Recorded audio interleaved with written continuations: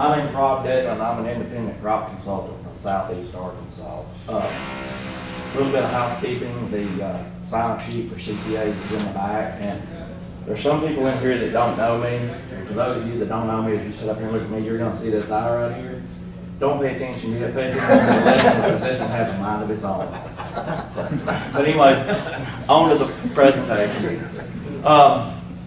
We're going to talk a little bit about some of my experiences working with farmers in the Smart Rice program and their successes with sustainable practices. We do not inherit the earth from our parents, we only borrow it from our children. I think that's a good quote. I think that's a good thing to key on when we start thinking about sustainability. You know, we title this, we're farming for tomorrow, and you know, we can't use everything up today, but we gotta leave some for tomorrow. What is sustainable agriculture?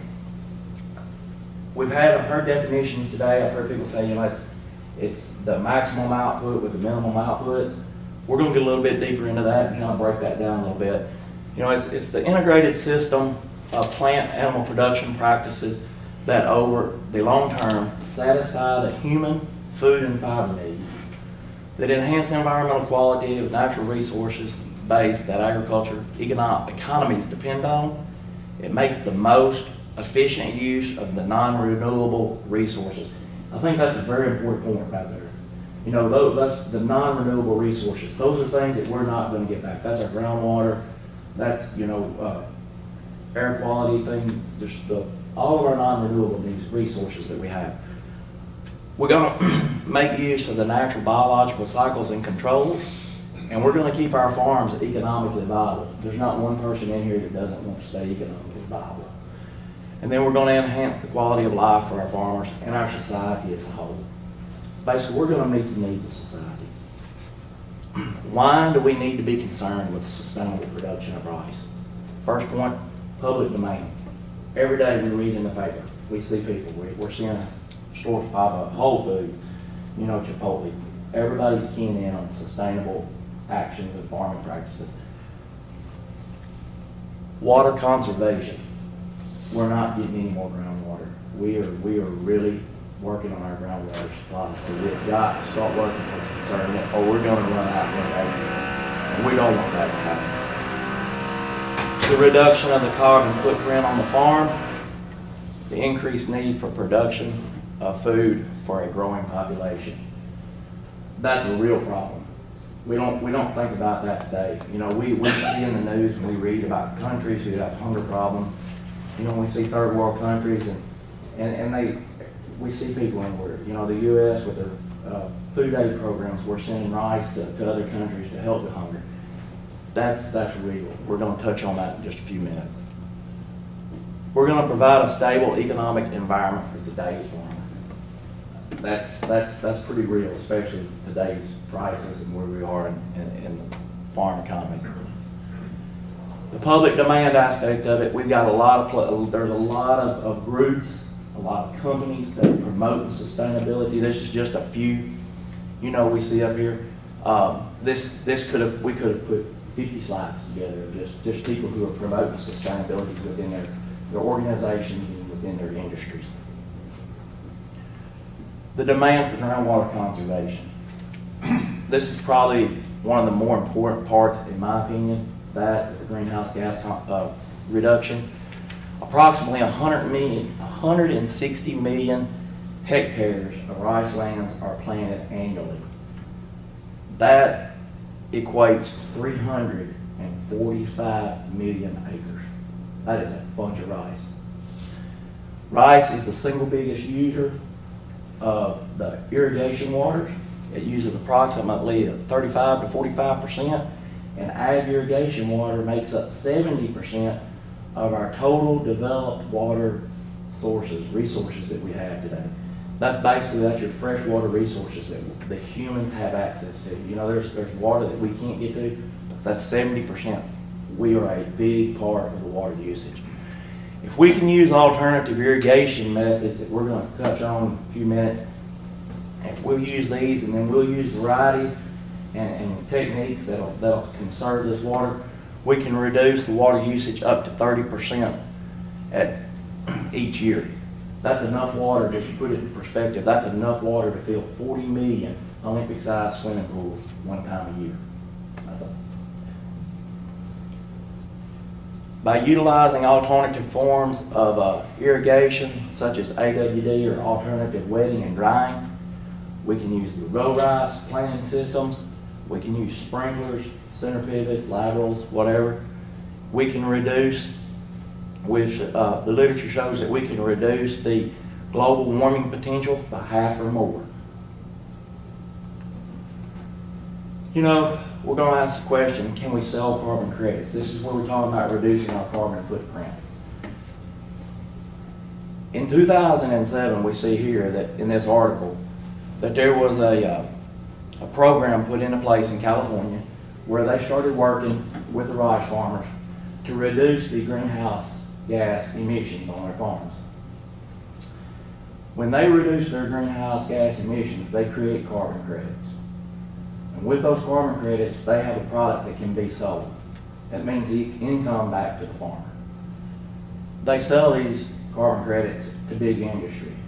These places, companies, factories that have more pollution and they can't meet the greenhouse gas needs, so they have to buy these. So there's economic opportunities all over sustainable farming, in my opinion. We're going to have a population in less than 40 years of over 9 billion people on planet Earth. I can't even imagine. I mean, that is a lot of people. We're going to have to figure out how we're going to feed all these people. We see farmland shrinking, suburbs, metropolitan areas growing, population is growing. We're going to have to increase our rice production as much as 70% just to keep up with that need for food. And there's a lot of people in here, most everybody in here grows rice. And we know that, rice is a primary dietary staple for the majority of the population of the world. A lot of people get the majority of their daily calories from rice. The consumer, today's consumer, he really wants to know where his food's going to come from. That's really ramped up in the last few years. Everybody is aware of what's going on. And, they're wanting security and reliability. And we say, well, our food's safe. But that's not what I'm talking about. What I'm talking about is they want to know day in, day out. They can walk into the store, the marketplace, and they can find the products they want on the shelf and not have to wait in line or wait for a truck to arrive. And, we've all seen pictures in the newspapers and on the internet and stuff of these countries where as soon as the truck full of rice shows up, the people they clog all over it to get their food. And that's what they're waiting on for their daily consumption. Food safety. The U.S. is a leader in food safety. All of our products, we have a lot of regulations in place to make sure that we deliver a safe product. We want to have a quality product. These people are real focused on supporting their local economies. We sometimes lose perspective and we say, well, I'm going to go in here and I'm going to buy this. And we see our world, we see our country, and even though we've had economic hard times, we're surviving. But people are really getting focused in on their communities, on their towns, on their county, on their state, and making sure that they survive. And then, there's everybody wants to help the environment. Everywhere you turn, it's environmental. Let's be more conservation minded.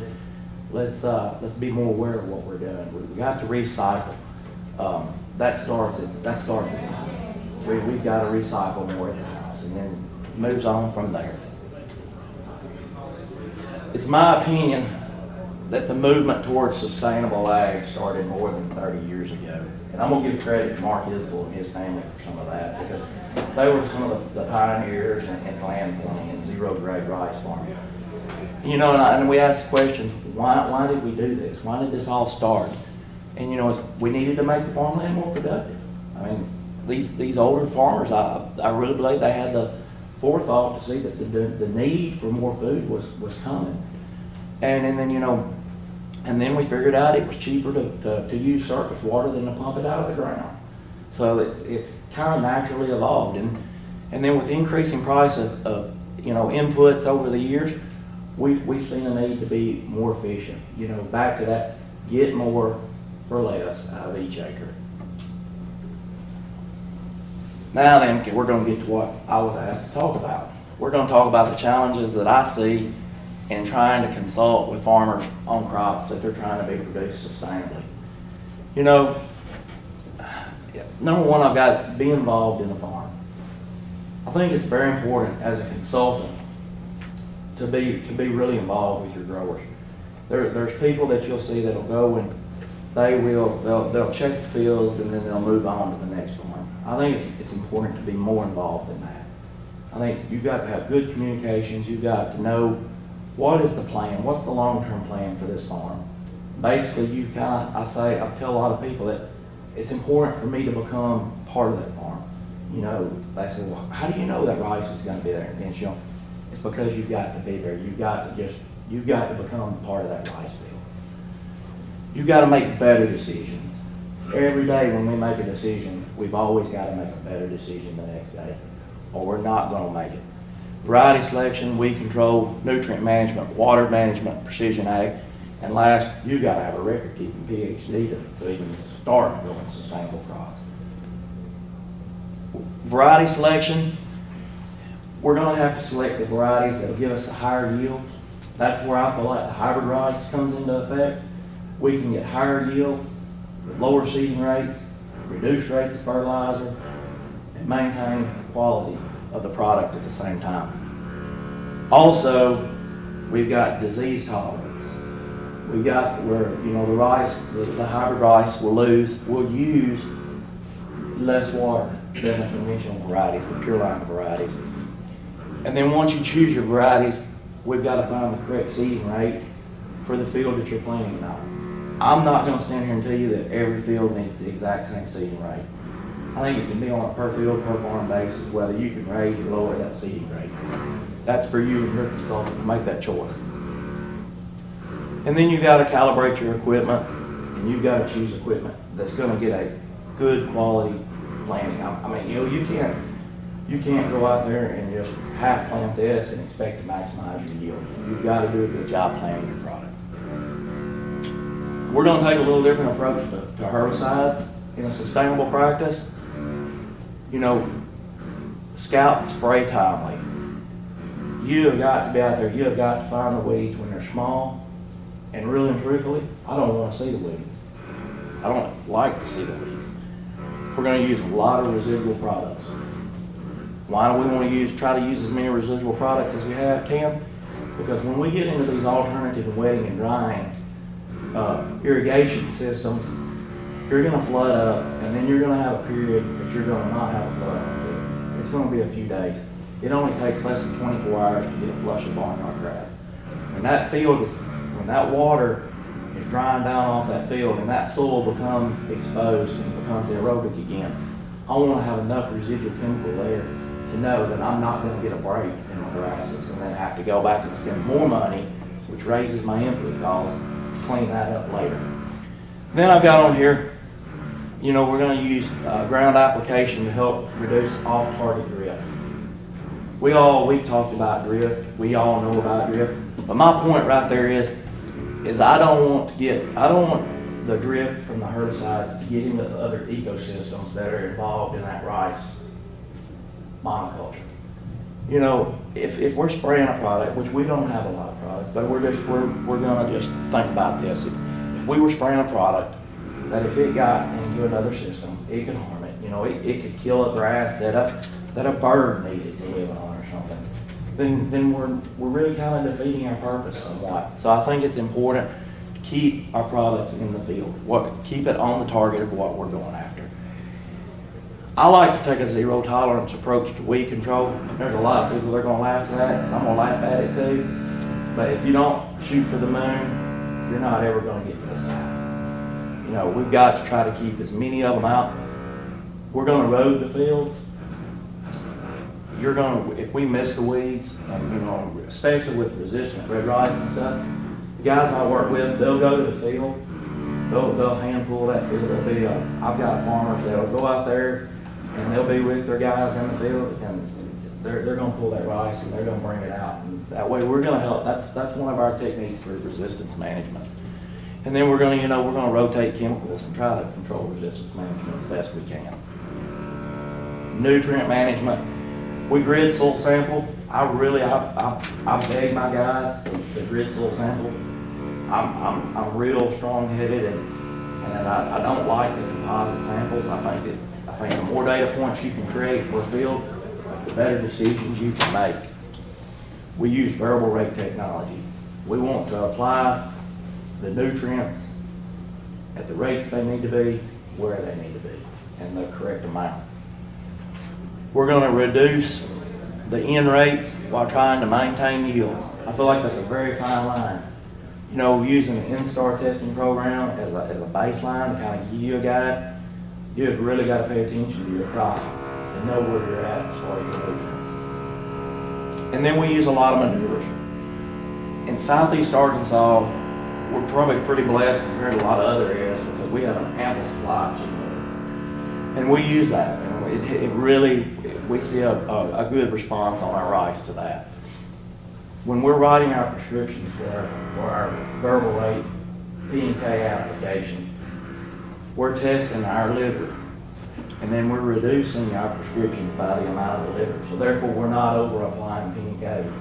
We're not just blanket applying the P&K and then going back and putting what the soil test calls for in a variable rate form. So we're adjusting, and we're getting just exactly what we need out there. Therefore, we're getting exactly where we want to be at.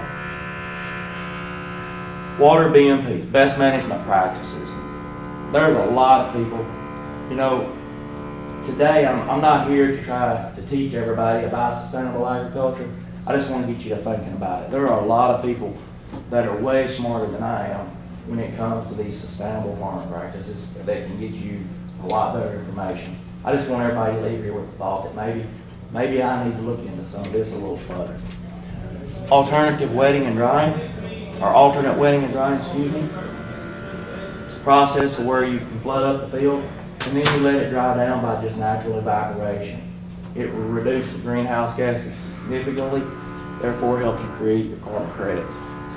Row rice, we already talked about, it helps reduce your global warming potential, plus it helps reduce your greenhouse gas emissions. Then there's the side inlets, where we can use the polytubing and pipe liner and those products like that, to where we can manage the irrigation water in each paddy. Using flow meters, we can measure and keep up with the amount of water that we're putting on these fields, and that'll be very important when you start doing this, because there are going to be people, they're going to ask you, how much water did you put out there? How many acre feet, how many acre inches did you use this year when you're verifying this stuff? And then we're going to try to use surface water where we can. Not only I feel like the effects of surface water, you get rid of your cold water effects, and then you're helping reduce the groundwater usage. And then we're going to do irrigation water quality testing. That's a very important part. That's falls under the role of consultant, extension agents, farmer. You've got to know where you're at on your irrigation water. We have some issues in southeast Arkansas where we get into a lot of salt water. So therefore we can run into injury on the rice, beans, corn, whatever crop you're growing. So we like to know where we're at. Then precision ag and sustainable farming. I think this is pretty important myself. Everybody, we've talked about precision ag day in, day out, but guidance, we can use it to help minimize compaction. All we have to do is shift over and change where the tracks or where the tires and all run when we're running down those middles, or when we're harvesting. Move out of that traditional track pattern and things. But with RTK technologies we have today, we can move over inches, and we can move over, just get out of your tracks, and you can reduce that compaction in those fields. We can record every process. So we have every piece of data there is when we're using these RTK technologies and the precision ag. It increases your efficiencies, which decreases fuel demand, which helps out reduce greenhouse gases, fuel emissions. We can use the GPS technology for mapping our polytubing lines, gathering the elevation data, getting your row lengths, getting your boundaries, all that. Real basic. Then we got our yield maps. I feel like the yield map is one of the more important parts of data that we gather. Without a good yield map, you can't make good decisions on everything else. Everything we look at goes back to yield, and yield ultimately equates into profit. That helps us make better decisions and develop management zones with the data that we collect. And then we talked about this record keeping PhD. I have, with the Smart Rice program, I have gathered more data and took more notes and built more maps than anything I've ever done in my whole life. But it's a learning curve. This year was a learning curve for everybody. So we can create the templates and we can move forward with that. You know, you've got to have accurate records. We've got to be able to verify these. When somebody's buying something, they want to know what they're buying. We want to have good field boundaries. That way we've got exact acres. We want our soil sample data. That helps us make better decisions. That goes back to that profit. With the we can make recommendations as far as what products do we want to use. You know, what herbicides, what fertilizers, you know, and other products like that. And then we can also, we have our treatment application information I put on here. Part of this is not only what did you want to put out there, but when did you put it out there, how much did you get out there, and what was the weather like when it went out there. So, you know, you've got to have superior records. The need for data. Lots of data. It's the key word today. We've got soil samples, we've got soil types, hydrologic data, variety data, yield data. We've got multiple years of data. I've got fields right now that I've got 15, 16 layers of data on if I want to put it together. You know, and then calibrate this, all this is for accuracy. It's only as accurate as it's calibrated. And that can be a challenge within itself. With all the data, it helps us make good decisions. Therefore, we can be more sustainable. We're constantly looking for better ways, in my opinion. We've got to every day. Inputs, we've got to look for better inputs. The chemical companies are working every day to bring us better products, bring us better chemicals, lower use rates, more efficacy. And we're looking for better watering techniques. You know, we're starting to see people, we're going to alternate wetting and drying, we're going to the row rice. But we can't stop there. We've got to keep looking for more and more. We've got to have better fertilizer methods. We put it out with fertilizer, or with airplanes. We put it out with spreader trucks. We get streaks from airplanes. We get streaks from spreader trucks. We've got to be better. We've got to, everything we got to, goes back, better decisions. We've got to get better every day. Straw management, challenge for everybody. Everybody's got their own opinion. You know, I like to see us burn the straw where we can. I feel like that burning the straw, we create air pollution, but that air pollution is shorter lived than decomposing that straw in the water. You know, and the methane gas that's released because of decomposing straws in the water, it's going to last in the environment a whole lot longer than that smoke will. We're looking for tillage techniques. You know, we do a lot of no-till rice, but there is the need for tillage when we do it, and when we need to have it. But you always are trying to figure out, I hated this. When I see a farmer have to pull out of this, you know, you're creating hard pans, you multiple trips going through the field to get it back to where it needs to be. So, and then waterfowl habitat, that's very important. We always are trying to find programs, projects where we can help the ducks. You know, help the ducks, help the birds, whatever you can do. That'll make money for the farmer. You know, I'm not going to get into that. Like I said, I'm just going to touch on the kind of hitting the highlights of it. And then promotion of the product. Nobody's going to sell your product. Nobody's going to promote your product out there every day better than you can yourself. If you don't get out there and promote your crop, promote what you're growing, don't expect nobody else to do it for you. Last but least, don't get stuck in a rut. Be involved. You know, everybody in here is involved in lots. I see a lot of rice leadership alumni in here. You know, get involved in the leadership program. come to this conference, volunteer to be a speaker. You know, Outlook Conference for the USA Rice Federation. Take advantage of any educational opportunity that you can to become a better steward of the land that we have today. Find an organization to get involved with. You know, whether it's you're a soybean farmer and you want to get in soybean, or you're rice, or you're corn farmer, get involved in all of them. But don't stop today. Just be involved. And with that, I'll wrap up. Any questions? Go ahead, Mr. Miles. I just want to know if you were driving that. No, actually, that was a good friend of mine. That was Tracy Welch's Ranger. We were duck hunting that day, and he drove off in there. So So you were on the right-hand side, you had to get out. yeah, I was. I'm going to be the driver in that situation. Any other questions? You know, and we can. I think we've got a few minutes. I went through that pretty quick, but we can talk about this. You know, Jim's done a lot of work with it. Mark's done a lot of work with it. Brian. You know, I mean, we got a lot of people here that can answer questions. Kind of talk about it a little bit. Is there money I see coming Sherry back back there. right She's now? on, and she's about to go to sleep. Is there money being appropriated for this, or is it already part of the process, or is it kind of like a CSP type? Well, you know, CSP is considered, you know, CSP projects are sustainable projects, some of them are. So there's funding there. And then there's the RCPP program that is funded by the NRCS and Ducks Unlimited, which is, you know, it's a waterfowl habitat program. And I know Jim's been real involved in that, so he could probably answer that question better and give you a little insight into that. I mean, you want to say anything about the RCPP? I'll tell you what you're saying.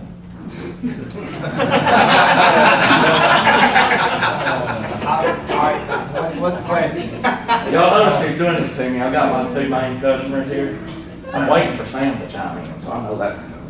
The RCPP project is funded by Ducks Unlimited.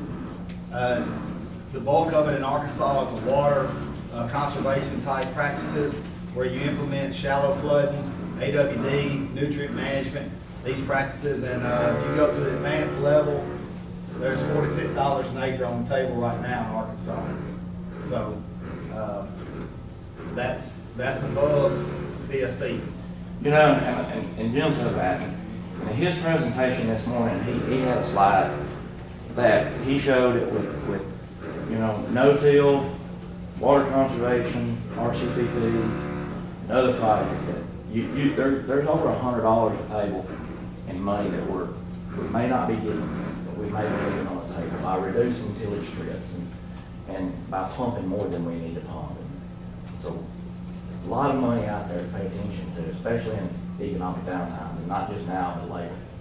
How dry do you let these schools get? I mean, down to.